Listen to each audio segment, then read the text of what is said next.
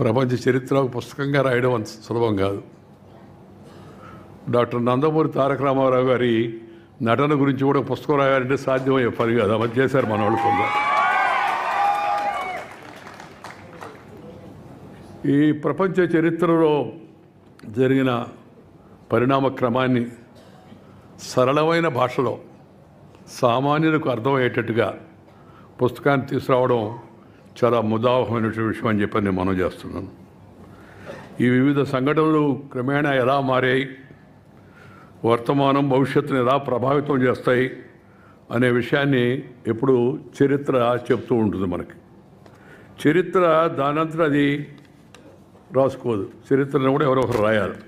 మామూలుగా రాజకీయాలు, ఆర్థిక శాస్త్రం, సంస్కృతి, విజ్ఞాన శాస్త్రం, మతం సహా మానవ సమాజంలోని అన్ని అంశాలను ఈ చరిత్ర స్పృశిస్తుంది. మామూలుగా చరిత్ర అంటే కేవలం గత సంఘటనల కాలక్రమం కాదు.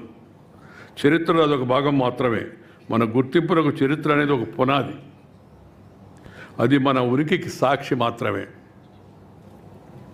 చరిత్ర ద్వారానే మానవాడికి జరిగిన మంచి చెడులు, విషాదాలు, వివిధ సమాజాలు ఎదిగిన లేదా క్షీణించిన తీరు, నాగరికత విరసిల్లినా లేదా అంతరించిన ఆ యొక్క తీరును తెలుసుకోగలం. చరిత్ర ద్వారానే అది సాధ్యమవుతుంది. దీనిని బట్టే వర్తమానాన్ని సరిదిద్దుకుంటూ, చరిత్ర నుంచి గుణపాఠాలు నేర్చుకుంటూ, భవిష్యత్తుకు మంచి ప్రణాళికలను వేసుకుంటూ ముందుకెళ్లే ప్రయత్నం విఘ్నులైన వారు ఎవరైనా చేస్తారు. మామూలుగా గతం లేనిదే వర్తమానం లేదు, వర్తమానం లేనిదే భవిష్యత్తు లేదు. అందుకే చరిత్రను సరిగా నమోదు చేయడం, చరిత్రను తెలుసుకోవడం చాలా అవసరం. ఆ లైన్ ఒకటి అండర్లైన్ చేసి చెప్తాను నేను. ఈ చరిత్రను సరిగా నమోదు చేయడం, దీనికి ఆ మాట అనడానికి ఒక బ్యాక్గ్రౌండ్ ఉంది, అది కూడా చెప్తాను నేను. చరిత్రను ఉన్నది ఉన్నట్టుగా నమోదు చేయడం మానవ సమాజానికి చాలా అవసరం. దురదృష్టవశాత్తు చరిత్ర చాలా వరకు నాకు కొంత అనుభవం ఉంది, కొంత వయసు కూడా ఉంది కాబట్టి కొంత చదివానండి. చదివంటే ఇది పెద్ద పుస్తకాలు చదవలేదు, కానీ నేను మానవ జీవితాలు చదివాను ఎక్కువగా. నా జీవితంలో నాకున్న అనుభవం అదే. నేను మామూలు పల్లెటూరులో వీధి బడిలో చదువుకున్నవాడిని. అందువల్ల పెద్ద పెద్ద పుస్తకాలు చదివేంటికి ఆసక్తి కానీ, అలాంటి అవకాశం కానీ, ఆ విధమైన ప్రయత్నం కానీ నేను చేయలేదు. మామూలు పుస్తకాలు చదివాను. కొంతమంది గాంధీ గారి గురించో, లేకపోతే పటేల్ గారి గురించో, లేకపోతే సుభాష్ చంద్రబోస్ గురించో, వివేకానందుడి గురించో, ఇలా కొంతమంది భారతీయ మహానాయకుల యొక్క జీవితాలను చదివాను. కానీ నేను అన్నిటికన్నా బాగా చదివానని చెప్పి నేను చెప్పుకోగలిగింది దేశ ప్రజల జీవితాన్ని బాగా చదివాను. దేశం అంతా తిరిగాను. ఇప్పుడే నేను శ్రీనివాసరావు చెప్తున్నాను, నేను నా జీవితకాలంలో 520 జిల్లాలు తిరిగాను దేశంలో, 520 డిస్ట్రిక్ట్స్. 18వ సంవత్సరం మొదలుపెట్టి ఇప్పుడు 75వ సంవత్సరం దాకా. దానివల్ల కొంత జ్ఞానం, కొంత ఏదో నాలెడ్జ్ అంటారు కదా, అది కొద్దిగా ప్రాప్తించేందుకు అవకాశం ఉంది. కానీ ఎందుకు చరిత్ర వక్రీకరణకు గురైందని అంత పెద్ద మాట మీరు అంటున్నారంటే, ఇది నేననే మాట కాదు. ముఖ్యంగా ఈ భారతదేశం యొక్క ఉపఖండ చరిత్ర చాలా వక్రీకరణకు గురైంది, చాలా వరకు ధ్వంసానికి కూడా గురైంది.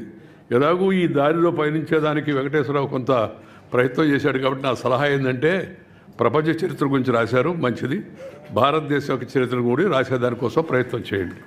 మన దేశంలో మన చరిత్రలో అంతమంది మహనీయులు వాళ్ళు చేసిన యొక్క అసమానమైన యొక్క సేవలు, త్యాగాలు, పోరాటాలు, వాళ్ళ జీవిత చరిత్ర, అవి తగినంతగా గుర్తింపుకు రాలేదు, తగినంతగా వాటికి ప్రాధాన్యత ఇవ్వలేదు. ఎందుకంటే మనం ఒకప్పుడు ప్రపంచానికి విశ్వగురువు మనం, ఆ తర్వాత విధ్వంసానికి గురి, మన చరిత్రాత్మకమైన విషయాలన్నీ కూడా చాలా వరకు ధ్వంసం చేయబడ్డాయి. మన దేవాలయాలపైన ఇస్లాం ఆక్రమణ జరిగిన తర్వాత చాలా దేవాలయాలు పడగొట్టారు. దేవాలయాలపైన చాలా విజ్ఞానం ఉంటుంది. చరిత్రలో చాలా విషయాలు మనం దేవాలయాలపైన రాసిన వాటికి బయట తీయగలిగితే దాంట్లో తెలుసుకునే అవకాశం ఉంటుంది. వాటిని ముందు టార్గెట్ చేసి కేవలం మతం కోసమే కాదు, దాన్ని ధ్వంసం చేశారు వాళ్ళు. మన యొక్క భారతదేశం యొక్క చరిత్ర గొప్పతనాన్ని గురించి కూడా. ఈ తర్వాత ఈ పరాయి దేశాల వాళ్ళు కొంతమంది రాజ్య విస్తరణ కాంక్షతో వాళ్ళ రాజ్యాన్ని విస్తరించాలని చెప్పని వచ్చి ఈ మన చరిత్రను కొంతవరకు ధ్వంసం చేశారు. ఇంగ్లీష్ వాళ్ళు కూడా దాంట్లో ప్రధాన కారకులు అనే విషయం కూడా మనందరికీ కూడా తెలుసు. ఈ బ్రిటిష్ పాలన వచ్చిన తర్వాత వారి దృక్పథానికి వారి అవసరాలకు అనుగుణంగా చరిత్రను వక్రీకరించారు. Robert Clive the great, Alexander the great, Alluri Sitaramaraju the great అని లేదు, అలెగ్జాండర్ గ్రేట్. భారతీయ చరిత్ర ఇది, భారతదేశ యొక్క చరిత్ర, ఇండియన్ హిస్టరీ. శివాజీ మహారాజ్, రాణా ప్రతాప్, స్వామి వివేకానంద, లేదా ఇంకా అనేక మంది మహాత్ములు వాళ్ళ జీవితాలలో వాళ్ళ గొప్పతనానికి ఇచ్చిన ప్రాధాన్యత తక్కువ. ఏ పరాయి దేశ పాలకులు వచ్చి మన మీద దాడి చేసి మనం దోచుకొని చేసిన వాళ్లకు ప్రాధాన్యత ఎక్కువగా. నేను నాకు తెలిసిన చదువు నేను చదువుకున్నప్పుడు రాబర్ట్ క్రైవ్ ది గ్రేట్ అని. మా మాస్టర్ అడిగా, ఎందుకు సార్ ఈయన గ్రేట్ అని. రాబర్ట్ క్రైవ్ ది గ్రేట్ అయ్యా, బలవాడు నువ్వు. అప్పటి నుంచి ఇప్పటివరకు నాకు ఇంకా బోధపడలేదు దేనికి గ్రేట్ రాబర్ట్ క్రైవ్ అని. అంటే ఇంగ్లీష్ వాళ్ళు రాశారు కాబట్టి, వాళ్ళు దేశాన్ని దోచుకున్నారు కాబట్టి. ఆ దోచుకోవడంతో పాటు కొంతమంది మనస్సును కూడా దోచుకోబోయారు. అందుకని మన వాళ్ళు ఇప్పటికి కూడా బ్రిటిష్ వాళ్ళే గొప్పవాళ్ళయ్యా. కొంతమంది వాళ్ళు ఏం చేసినా గొప్పగా చేస్తుంటారు. అలాంటి భావాన్ని కలిగించారు వాళ్ళు, చరిత్రను వక్రీకరించి వాళ్ళ విషయాలను చూపించి. అందువల్ల చరిత్ర వక్రీకరణ కాకుండా జరగాల. అలాగే కొంతమంది వాళ్ళ దృక్పథంతో రాస్తుంటారు, అదొక కొత్త ట్రెండ్ దేశంలో.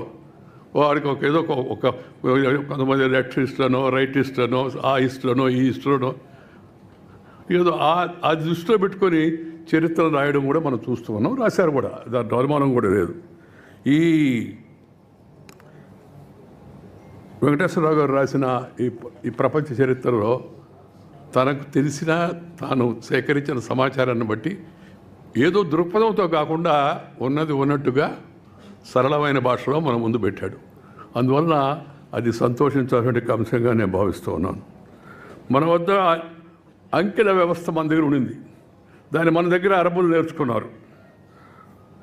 వాళ్ళు కూడా గణితంలో కొంత కృషి చేశారు. వారి నుంచి ఐరోపాకు వ్యవస్థ, అంకెల వ్యవస్థ వెళ్ళింది. అయితే అరబ్బులేమో అంకెలను హిందుస్థానీ అంకెలని పిలుస్తారు ఇప్పటికి కూడా. పాశ్చాత్య దేశాల వాళ్ళు వాటిని అరబిక్ అంకెలు అంటుంటారు. అరబ్బులే దాన్ని కనిపెట్టినట్టుగా ప్రాచుర్యం సాగించారు. ఒక ఉదాహరణ చెప్పడం కోసం ఆ మాట చెప్తున్నాను నేను. చరిత్రను ఎలా వక్రీకరిస్తారు అనే దానికోసం అని చెప్పండి. దేశ విభజన కారణంగా మన చాలా చరిత్రను కోల్పోయాం. మన ఆనవాళ్ళను కూడా ధ్వంసం చేశారు. ఒకప్పుడు ప్రపంచానికి విజ్ఞానం అందించిన తక్షశిల విశ్వవిద్యాలయం సర్వనాశనానికి కారణమైంది. తక్షశిల, విక్రమశిల, ఆ రోజుల్లో నలంద, ఈ విశ్వవిద్యాలయాలు ప్రపంచానికి అంతా కూడా, ప్రపంచంలో వాళ్ళు అందరూ వచ్చి కూర్చొని ఇక్కడ చదువుకొని పోయేవాళ్ళు. పుస్తకాలు కూడా రాశారు. ఇది నేను వెంకయ్యనాయుడు చెప్పిందో లేకపోతే భారత చరిత్రకారులు చెప్పిన విషయం కాదు. హ్యూయన్ సాంగ్, పాహియాన్, చైనీస్ చరిత్రకారులు వచ్చి ఆ రోజుల్లో పరిశీలించి చూసి రాశారు.